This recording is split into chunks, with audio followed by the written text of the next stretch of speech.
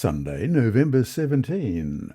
Signs, Works and Wonders. In addition to the specific miracles that John used to point to Jesus as the Messiah, he also recorded the broader discussion about the signs, works and wonders that Jesus did. The signs and wonders, in and of themselves, were not proof of his messiahship, because many prophets, sometimes false ones, also performed miracles. John did not record the signs because they pointed to a great miracle worker only. The signs that John wrote about had the unique character of pointing to Jesus as the Messiah and to show that he, indeed, came from God the Father himself. Read John chapter 5, verses 17, 20, 36 to 38. How do these verses describe the relationship between Jesus and God the Father, especially in the context of the signs? First of all, John 5, verse 17.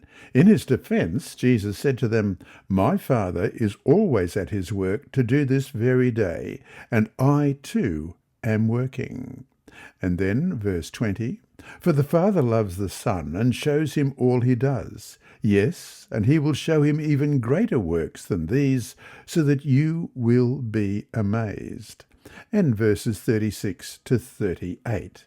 "I have testimony weightier than that of John, for the works that the Father has given me to finish, the very works that I am doing, testify that the Father has sent me.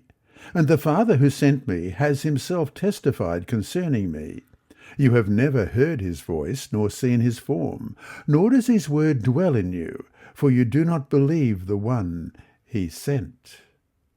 Jesus used the signs to show his close working relationship with the Father.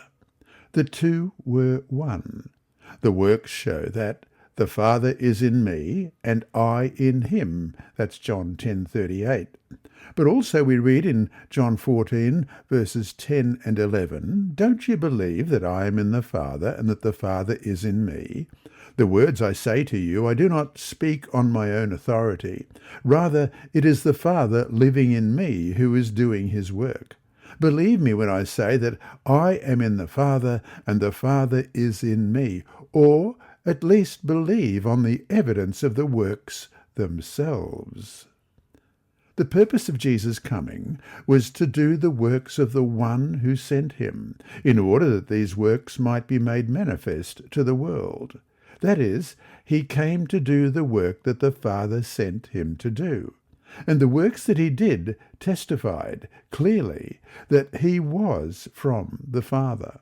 And yet, as we've already seen, even despite the powerful signs and the testimonies from many people, people still chose not to believe. The religious leaders asked Jesus, "How long do you keep us in doubt? If you are the Christ, tell us plainly." Jesus answered them, "I tell you, and you do not believe. The works that I do in my Father's name, they bear witness of me." That's John chapter 10, verses 24 and 25. If Jesus had come right out and said he was the Messiah, the religious leaders, looking for anything that they could find against him, would have pounced on him. Knowing this, Jesus instead pointed to the works he had done. If Jesus had said he was the Christ, they could easily seek to deny that. But how could they deny the signs, the works, and the wonders? These were powerful testimonies to who he was and where he had come from. And so to finish the day, how can we protect ourselves from having the kind of hearts we see among these religious leaders? In what ways might we be fighting against the work of God in our own lives?